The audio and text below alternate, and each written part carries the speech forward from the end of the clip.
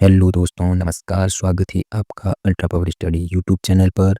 आ चुके हैं एक और नई वीडियो में नई क्लास के साथ। और आज की क्लास होने वाली है दोस्तों बहुत ही महत्वपूर्ण। और आप लोगों के लिए मैं लेके आया हूँ एक जो सामान्य हिंदी है उनकी पीवाईक्यू। दोस्तों ये 50 क्वेश्चन का एक सेट रहेगा जिसमें आप लोग जानेंगे बहुत ही महत्वपूर्ण बेहतरीन क्वेश्चन के साथ एक्स्ट्रा जानकारी। तो आज का जो पहला क्वेश्चन है वो क्वेश्चन है ग्रंथ और ग्रंथि शब्द युग्म का सही अर्थ है। तो इसका दोस्तों आंसर होगा ऑप्शन नंबर 3 पुस्तक और गांठ। यानी ग्रंथ का अर्थ पुस्तक होता है और ग्रंथि का अर्थ गांठ होता है। क्वेश्चन नंबर 2 अक्षय शब्द का अर्थ नहीं होता है। तो इसका सही आंसर होता है दोस्तों वह ऑप्शन नंबर 4 ब्रह्मा। अक्षय शब्द का अर्थ चक्र पासा धुरी होता है लेकिन ब्रह्मा नहीं होता दोस्तों। क्वेश्चन नंबर 3 किस शब्द में परा उपसर्ग नहीं है। तो इसका सही आंसर होगा वह होगा पराधीन। यानी पराधीन शब्द में पर उपसर्ग है और मूल शब्द है अधीन है। बाकी पराजय पराक्रम और पराभव में परा उपसर्ग है। क्वेश्चन नंबर 4 अज्ञ का विलोम है। तो दोस्तों इसका सही आंसर है वो है ऑप्शन नंबर 4 भिज्ञ। अज्ञ का अर्थ होता है कुछ न जानने वाला और भिज्ञ का क्या अर्थ होता है जानने वाला। क्वेश्चन नंबर 5 असंगत पर्यायवाची बताना है आपको। तो इसका सही आंसर होगा वो होगा ऑप्शन नंबर 4 मन मुटाव। यानी इसमें देखो ईर्ष्या दा है जलन ये एक दूसरे के पर्यायवाची है लेकिन और जो मनमुटाव है वो आपसी अनबन या वैचारिक मतभेद होता है। तो इसलिए यह असंगत है दोस्तों। क्वेश्चन नंबर 6 जिस विकारी शब्द के प्रयोग से हम किसी वस्तु के विषय में कुछ विधान करते हैं उसे कहते हैं। तो इसका सही आंसर होगा वो ऑप्शन नंबर 3 होगा दोस्तों। क्या होगा 3 होगा क्रिया। क्रिया किसे कहते हैं। तो दोस्तों क्रिया जैसे किसी कार्य का करना या होना प्रकट हो तो उसे हम लोग क्रिया कहते हैं। अगला क्वेश्चन क्वेश्चन नंबर 7 किस शब्द में अनु उपसर्ग नहीं है। तो दोस्तों इसका सही आंसर होगा वो होगा ऑप्शन नंबर 3 यानी अनुर्वर। Option number 3 अनुर्वर। तो अनुर्वर में है जो उपसर्ग है वो है अनुपसर्ग और इसका मूल शब्द है उर्वर। तो दोस्तों अन्वेषण है तो अन्वेषण में अनु उपसर्ग है अनुधन ऐसा होता है। अनुदित अनुदित में अनुधन उदित होता है। अन्वीक्षण अन्वीक्षण में अनु प्लस ईक्षण होता है।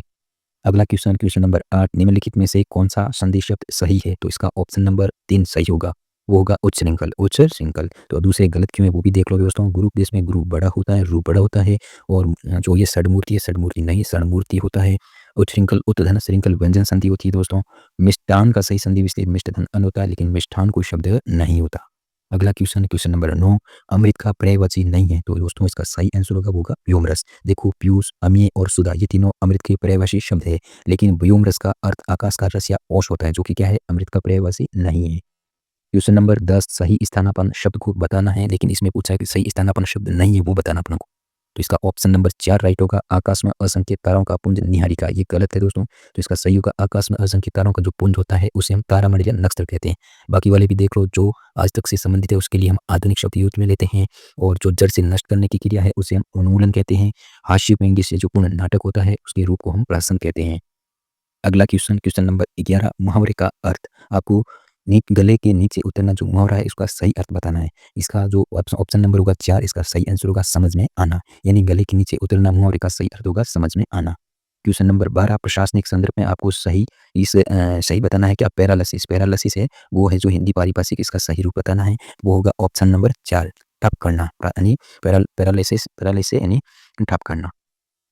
अगला क्वेश्चन क्वेश्चन नंबर 13 अशुद्ध विलोम शब्द युग्म बताना है। तो इसका सही आंसर होगा 1 नंबर अभिमुख उन्मुख। देखो अभिमुख और उन्मुख दोनों का क्या है समान अर्थ है इसलिए यह अशुद्ध विलोम है। क्वेश्चन नंबर 14 वर्तनी की दृष्टि से अशुद्धि बतानी है। वर्तनी की अशुद्धि बतानी है आपको। तो इसका ऑप्शन नंबर 3 होगा जो कि अशुद्ध है कुमुदिनी। कुमुदिनी नहीं होता है दोस्तों। इसका शुद्ध रूप कुमुदिनी होता है। कुमुदिनी यानी द और न में छोटी ई की मात्रा होती है। अगला क्वेश्चन क्वेश्चन नंबर 15 लोकोक्ति का अर्थ बताना है कि कुछ न कुछ बुराई सब जगह होती है। तो इस लोकोक्ति का अर्थ होगा वो ऑप्शन नंबर 3 होगा काबुल में क्या गधे नहीं होते। काबुल में क्या गधे नहीं होते। क्वेश्चन नंबर 16 बालू से तेल निकालना मुहावरे का अर्थ है। तो इसका सही आंसर होगा वो होगा ऑप्शन नंबर 2 असंभव काम करना। क्वेश्चन नंबर 17 अशुद्ध वाक्य है इसका सही आंसर होगा वो आप लोग बताइए। इसका सही आंसर 3 होगा 3 नंबर उसे व्यर्थ सहायता देने से कोई लाभ नहीं है। मतलब ये वाक्य गलत है तो ये शुद्ध कैसे हो सकता है। व्यर्थ और कोई लाभ नहीं ये दोनों एक साथ नहीं आ सकते इसलिए ये वाक्य अशुद्ध हुआ। तो अपन कह सकते हैं कि उसे सहायता देने से कोई लाभ नहीं है।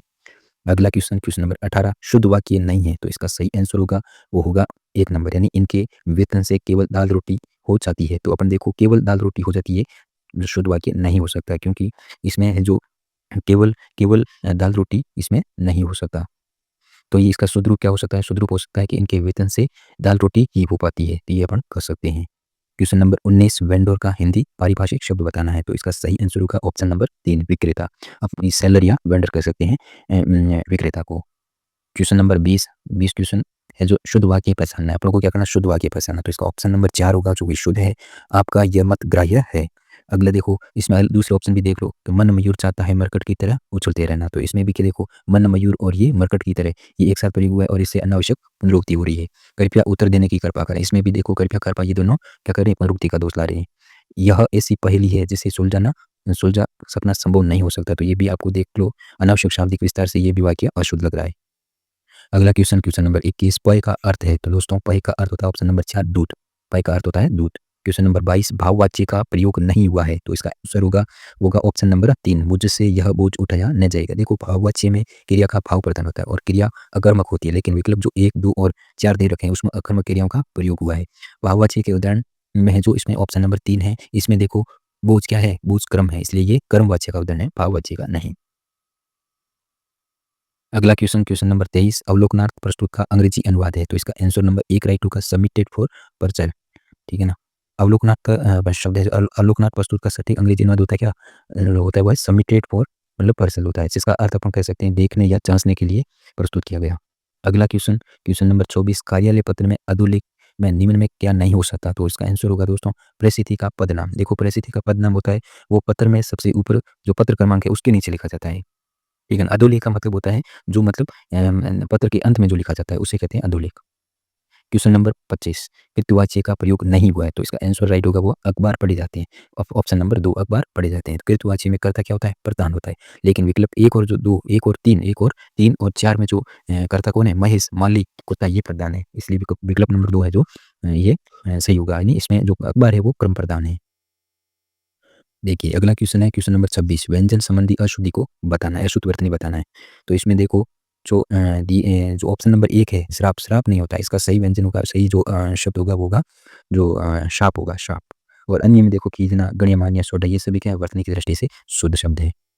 देखो अगला क्वेश्चन है 27 छत्र छाया शब्द में अशुद्धि का कारण क्या है? ये बताना। देखो इसका आंसर सही होगा 1 नंबर संधि। संधि की इसमें संधि से संबंधित क्या है? अशुद्धि है। देखो छत्र छाया इसमें इसका शुद्ध जो रूप होगा वो छत्र छाया होगा। इसका क्या होगा? अशुद्धि का कारण क्या है? इसमें जो तालव्य च है जो तालव्य हलंत वाला च है इसका आगम होता है, लेकिन इस शब्द में उसको लुप्त कर दिया गया है, इसलिए अशुद्ध है। अगला क्वेश्चन, क्वेश्चन नंबर 28 कार्यालय पत्र के संदर्भ में असत्य कथन कौन सा है? ये बताना है। तो इसका आंसर 2 नंबर राइट होगा। पत्र शीर्ष कागज के ऊपर दाईं कोने में लिखा जाता है, ये असत्य कथन है। देखो पत्र है ये मतलब सबसे ऊपर जो पत्र शीर्ष है ये सबसे ऊपर बीच में लिखा जाता है, दाईं कोने में नहीं, बीच में लिखा जाता है। अगला question, question number 29 on probation का हिंदी अनुवाद बताना है दोस्तों। ऑन प्रोबेशन का देखो इसका सही आंसर होगा वो ऑप्शन नंबर 4 होगा परिवीक्षाधीन। क्वेश्चन नंबर 30 वचन संबंधी अशुद्धि से रहित वाक्य को बताना है। तो देखो इसका सही आंसर होगा वो ऑप्शन नंबर 4 होगा जैन साहित्य प्राकृत में लिखा गया। तो देखो इसमें साहित्य है वो एक वचन में लिखा, इसलिए ये मतलब अशुद्धि से रहित वाक्य। देखो बाकी वाले क्यों है अशुद्ध? वे देखो कि वे लोग विविध विषय से परिचित थे, नहीं विषय नहीं विषयों से परिचित थे। दूसरा देखो ऑप्शन दिल्ली में 4 गिरफ्तारी हुई। तो यहाँ पर दिल्ली में 4 गिरफ्तारियां हुई, यानी ये बहुवचन होना चाहिए। तीसरे में देखो ऐसे हालातों में ख्याल रखना। तो हालातों नहीं होता, हालात खुद में क्या है? बहुवचन है, तो हालात होगा इस पर। अगला क्वेश्चन, क्वेश्चन नंबर 31 विसर्ग संधि का उदाहरण बताओ। तो देखो इसमें आंसर नंबर 4 नंबर है जो विसर्ग संधि का उदाहरण है मनोयोग। मनोयोग में क्या होगा? मनः प्लस योग होगा। बाकी वाले में देखो युधिष्ठिर है, निष्ठुर है, तो इसमें मतलब क्या है? व्यंजन संधि है। क्वेश्चन नंबर 32 देखो कार प्रत्यय से निर्मित नहीं है, ये बताना है दोस्तों। तो इसका सही आंसर होगा ऑप्शन नंबर 1 बेकार। बेकार में क्या है? देखो बेकार में बे उपसर्ग है और जिसका अर्थ होता है बिना, और कार मूल शब्द है। मतलब हम कह सकते हैं कि बिना काम का या उपयोग के, इसमें कार प्रत्यय नहीं है। बाकी वाले में देखो कलाकार, कुंभकार, तक्षकार, तो इसमें क्या है? इसमें कार प्रत्यय लगा हुआ है। अगला क्वेश्चन, क्वेश्चन नंबर 33 वो है अशुद्ध वर्तनी को पहचानना है, अशुद्ध वर्तनी बताइए। तो इसका सही आंसर होगा वो ऑप्शन नंबर 4 अभ्यारण्य नहीं होता है, अभयारण्य होता है। और जो भ है वो मतलब पूरा होता है, आधा नहीं। बाकी बाकी वाले देखो पुनरावलोकन सही है, सौंदर्य सही है, पुनरागमन ये भी वर्तनी की दृष्टि से शुद्ध है। अगला क्वेश्चन, क्वेश्चन नंबर 34 मरने की इच्छा वाक्य हेतु उपयुक्त शब्द है। तो इसका सही आंसर होगा मुमूर्षा। यानी मरने की इच्छा के लिए जो उपयुक्त शब्द है वो मुमूर्षा है। मुमूर्षा मतलब मोक्ष प्राप्त करने की इच्छा को कहते हैं, और जो जिजीविषा है वो जीने की इच्छा को कहते हैं। अगला क्वेश्चन, क्वेश्चन नंबर 35 मूल शब्द व प्रत्यय का विभाजन अशुद्ध है। अब देखो कौन सा है? तो इसका सही आंसर होगा वो 1 नंबर का कठोती, कट्ठ धन ओती ये लिखा हुआ है, लेकिन यह होना क्या चाहिए? शुद्ध रूप इसका क्या होगा? काट प्लस ओती होना चाहिए था। बाकी वाले में देखो जैसे बूढ़ा, तो बूढ़ा धन ओती बुढ़ोती, ठीक है ना? कान प्लस ओती कनौती, बाप प्लस ओती तो बपोती, ये सही ढंग से विभाजित है। अगला क्वेश्चन, क्वेश्चन नंबर 36, वर्तनी की दृष्टि से शुद्ध शब्द को बताना है। तो इसमें देखो आंसर राइट होगा वो ऑप्शन नंबर 2 होगा, कृत कृत्य। तो ये क्या है? वर्तनी की दृष्टि से शुद्ध शब्द है। देखो जैसे ये पुरस्कार, पुरस्कार नहीं होता है दोस्तों, पुरस्कार होता है। औदार्य नहीं, औदार्य होता है। और अधीन नहीं होता, अधीन होता है दोस्तों। अगला क्वेश्चन, क्वेश्चन नंबर 37, शुद्ध शब्द नहीं है, ये बताना है। तो इसका ऑप्शन नंबर 3 राइट होगा, ऐश्वर्य। ऐश्वर्य नहीं होता, ऐश्वर्य होता है, ऐश्वर्य। बाकी वाले भी देखो ऑप्शन है जो सही है, कौशल्या, ठीक है, श्रृंगार, ये सब सही है। क्वेश्चन नंबर 38, ईन प्रत्यय से निर्मित शब्द बताना है। ईन प्रत्यय जिसमें लगा हुआ हो। तो इसका ऑप्शन नंबर 3 राइट होगा, कुलीन। देखो कुलीन शब्द में कुल जो मूल शब्द है और ईन इसमें प्रत्यय के योग से ये बना है। और बाकी वाली में पंडिताइन, देखो ठाकुराइन, तो इसमें क्या आइन प्रत्यय है। अगला क्वेश्चन, क्वेश्चन नंबर 39, सही अर्थयुक्त शब्द युग्म आपको बताना है। यानी सही अर्थ युग्म जो शब्द युग्म है उसे पहचानना है। तो इसका सही आंसर होगा वो होगा ऑप्शन नंबर 4, परिच्छद यानी पोशाक, और परिच्छेद यानी विभाग। अन्य विकल्पों में जैसे देखो तो अशक्त का अर्थ शक्तिहीन होता है, ठीक है ना। और प्रथा का अर्थ रीति या रिवाज कह सकते हैं। और एक एक होता प्रथा यानी रीति, एक होता प्रथा, प्रथा यानी कुंती का जो है कुंती कह सकते हैं, मतलब अर्जुन की माँ, अर्जुन की माँ। और द्वीप, द्वीप का अर्थ होता है हाथी। अगला क्वेश्चन, क्वेश्चन नंबर 40, लुटेरा शब्द का सही विभाजन बताना है। तो इसका आंसर नंबर 1 राइट होगा, लूट प्लस एरा, लूट प्लस एरा, लुटेरा। क्वेश्चन नंबर 41, 41 में देखिए ऊट पटांग में समास बताना है भाई, ऊट पटांग में कौन सा समास लगा हुआ है। तो इसका सही आंसर होगा वो होगा ऑप्शन नंबर 4, तत्पुरुष समास। इसमें कौन सा तत्पुरुष समास अपन कर सकते हैं।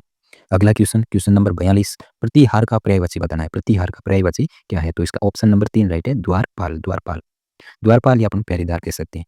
क्वेश्चन नंबर 43, सु उपसर्ग का प्रयोग नहीं हुआ, ये बताना कि किसमें सु उपसर्ग का प्रयोग नहीं हुआ है। तो इसका सही आंसर होगा वो ऑप्शन नंबर 1, स्वस्थ। देखो स्वस्थ में सु नहीं, स्व, स्व, स्व उपसर्ग है।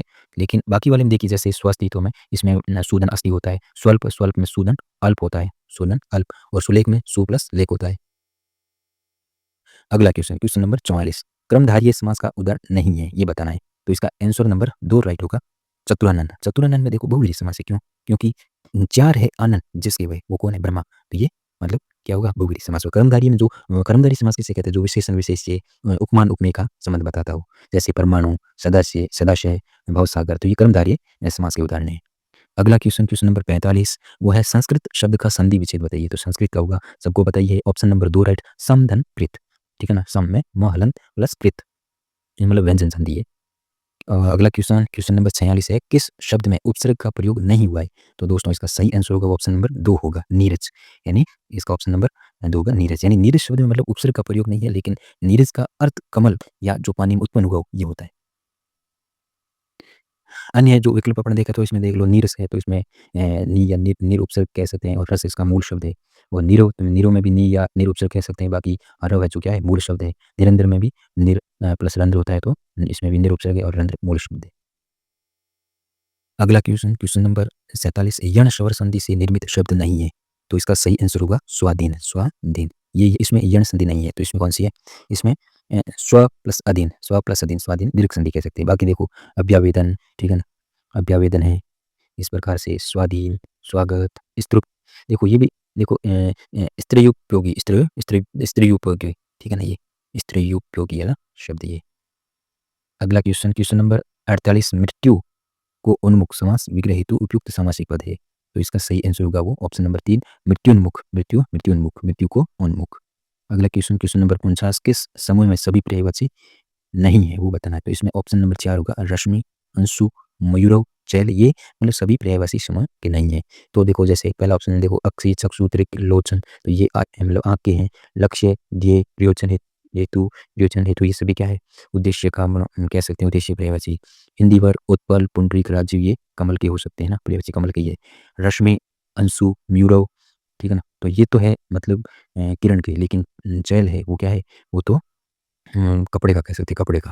क्वेश्चन नंबर 50, वो है कन्यादान, ये समस्त पद का उपयुक्त विग्रह है। तो इसका सही आंसर होगा ऑप्शन नंबर 3, कन्या का दान, कन्या का दान। तो ये 50 क्वेश्चन का दोस्ती सही था। ठीक है, तो आप लोग ने ये देखा कितना मतलब अच्छे लेवल के क्वेश्चन थे। आने वाली परीक्षाओं में ये बहुत ही महत्वपूर्ण साबित होंगे दोस्तों। और आपने अपनी तैयारी का, आपने अपनी पढ़ाई का मूल्यांकन भी किया होगा कि कितने सही हो रहे हैं, कैसे कैसे, ठीक है ना। तो मैं और भी वीडियोज़ लाने वाला हूँ, 50-50 क्वेश्चन का सेट लेकर आ रहा हूँ। आप लोग चैनल पर बने रहें, चैनल को लाइक, सब्सक्राइब करें। धन्यवाद दोस्तों।